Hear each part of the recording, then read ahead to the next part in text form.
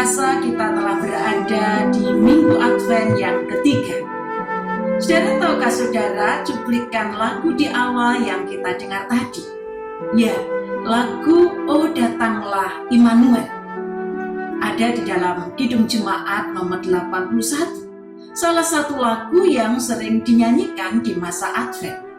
Dalam bahasa Indonesia, syair pertamanya berbunyi demikian: "O datanglah Immanuel, tebus umatmu Israel, yang dalam berkeluh kesah menantikan penolongnya. Bersoraklah, hai Israel, menyambut Sang Immanuel."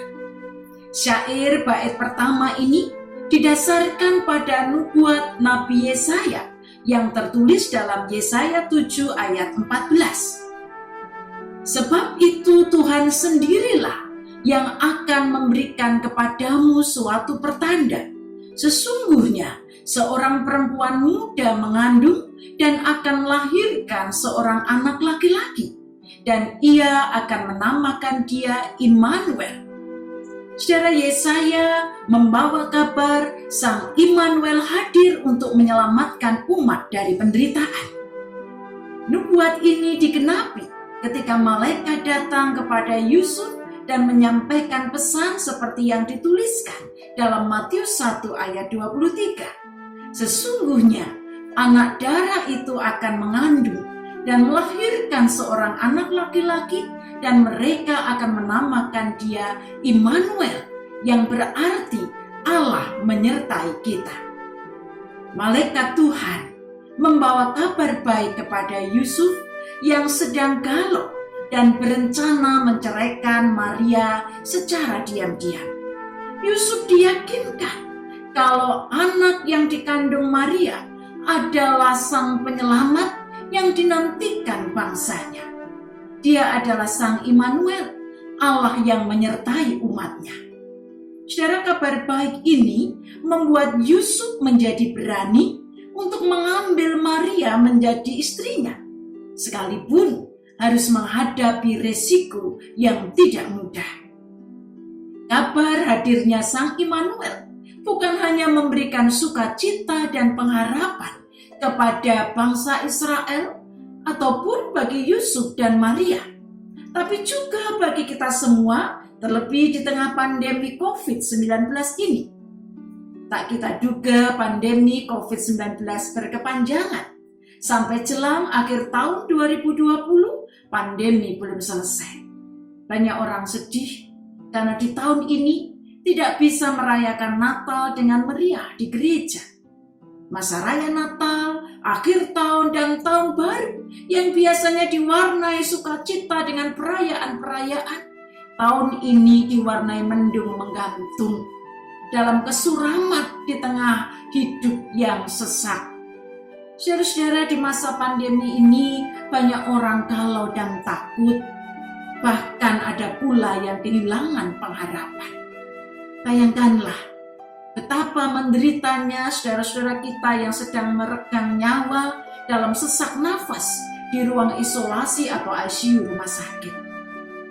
Ada juga yang dalam kesedihan mendalam karena tiba-tiba harus kehilangan anggota keluarga di masa pandemi ini.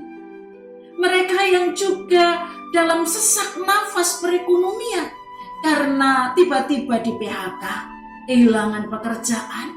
Ada yang usahanya harus tutup, pendapatan sangat berkurang.